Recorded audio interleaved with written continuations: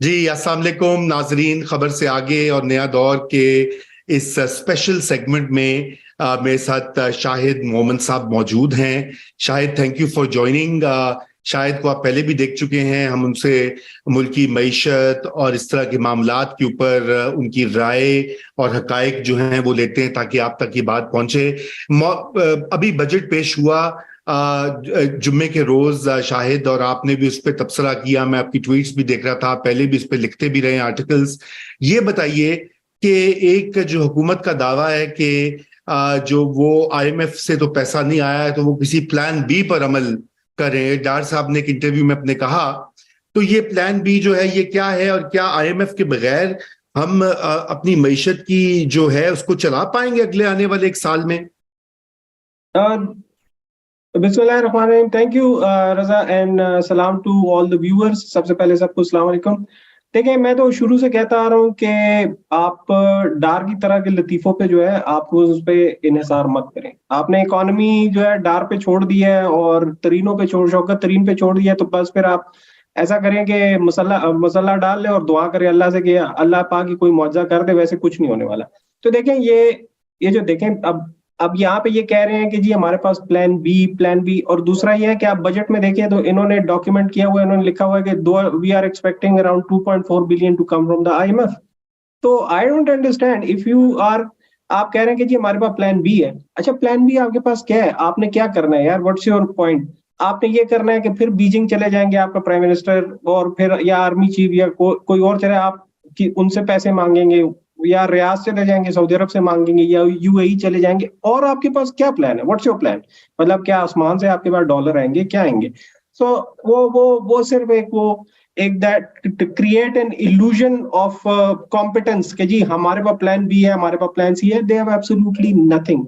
अगर आपको याद हो ना, पिछले साल जब Miftah Ismail was the finance minister, उसने अपनी तरफ से उसने ही really did the hard work on to stave off Pakistan from a very difficult position from default. लेकिन ये लंदन में बैठ के उसकी जो है हर रोज नहीं जी मिफ्ता ये करे, मिफ्ता वो करे, इधर से मरियम नवाज पीटे कर रही होती थी कि मिफ्ता साहब इसको देखें, इसको देखें। तो देखें, वहीं से इसने साजिशें शुरू की हुई थी। अब यहाँ पे आया है, इसको स्पेशली जहाज एयरफोर्स का भिजवा के इसको लेके आए कि पता नहीं ये कौन सा पहलवान है, आके क्या कर लेगा। तो ये आया, देखिए आपके सामने आके इसने बड़ी बड़ी बोया जी डॉलर का रेट 200 से नीचे, बस मैं आ गया हूँ, अल्हम्दुलिल्लाह अल्हम्दुलिल्लाह मैं ये कर दूंगा। अब मुझे बताएं कि जी वो डॉलर तो ओपन मार्केट में ब्लैक में वो तो 300 से ऊपर अभी भी बिक रहा है। ठीक है जी। तो आप मतलब क्या क्या प्लान है आपका? He has absolutely nothing. यही सिर्फ ये है कि एक्सपेंडिचर थोड़े इधर कर देगा, आमदन के जरिए इधर उधर नए नए टैक्स लगा देगा। अब टैक्स किसने क्या लगाना है? वही वही फजूलियात है कि जी वो कैश विड्रॉल पे आप टैक्स लगा दें, मजीद बढ़ा दें। आगे जी, इतनी बड़ी यार कैश इकोनॉमी है, तो आप मजीद कैश विड्रॉल पे टैक्स लगा के लोगों को ये इंसेंटिव दे रहे हैं कि आप जाए इनफॉर्मल इकोनॉमी की तरफ। ठीक है। बिल्कुल। तो there is no plan, there is no plan. वो बस बैठे हुए हैं कि यार अल्लाह पाक खैर करे। वो आयतें शेयर कर देते हैं और हदीसें शेयर कर देते हैं, यही उनका प्लान। That is all. जी। अच्छा, तो आप मुझे ये बताइए थोड़ा सा कि ये बजट के हवाले से आपने देखा है, कितना आपको ये लगा है रियलिस्टिक या अनरियलिस्टिक? थोड़ा सा ये भी कमेंट कर दीजिए।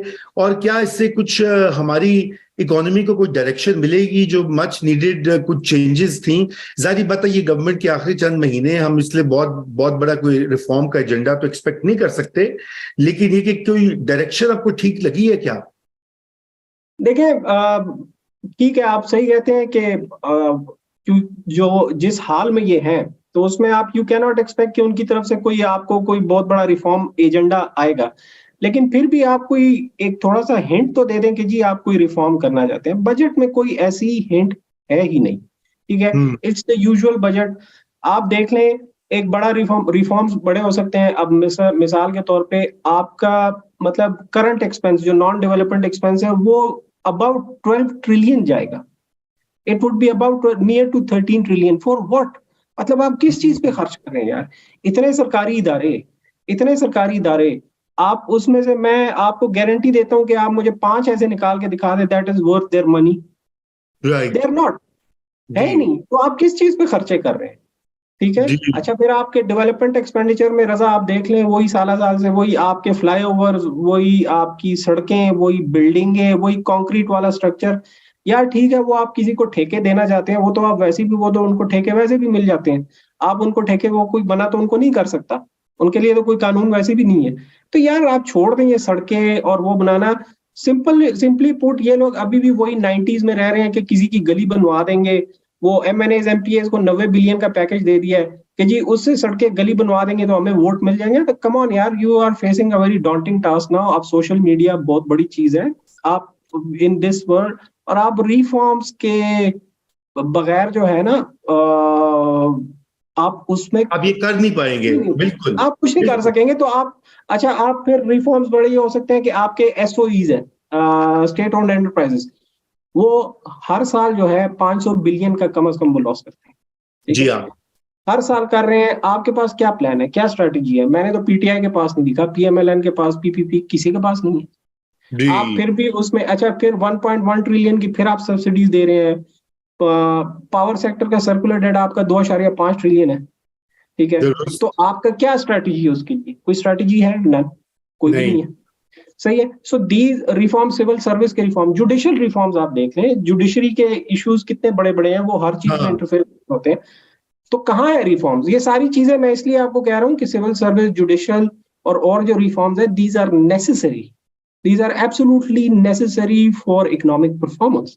जी ठीक है, आई डोंट बिल्कुल। See a single hint of anything. अच्छा, अब आप, ट्राइड एंड टेस्टेड मेथड्स हैं कि जी वो आप जो फॉरेन वहां पे हमारे रेमिटेंस भिजवाने वाले हैं, जो हमारे एक्सपेट्रिएट्स हैं, उनको जो है सिल्वर कार्ड या डायमंड कार्ड ऑफर कर दें। तो और उनको प्लॉट्स ऑफर करेंगे जी इस्लामाबाद में कमर्शियल। कम ऑन यार, दिस हैज बीन, मैं आपको 1974-75 की अभी मैं वो ला के दिखा सकता हूँ, आपके साथ मैं शेयर कर सकता हूँ।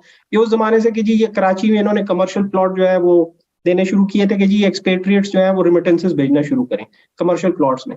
क्या आप एक ही आइडियाज को रिसाइकल कर करके, there is nothing concrete in the budget, and you shouldn't, nobody should be surprised के at the end mid year, मतलब दिसंबर में आपको फिर एक मिनी बजट एक और लाना पड़ेगा। बिल्कुल बिल्कुल, ये एक और लाना पड़ेगा।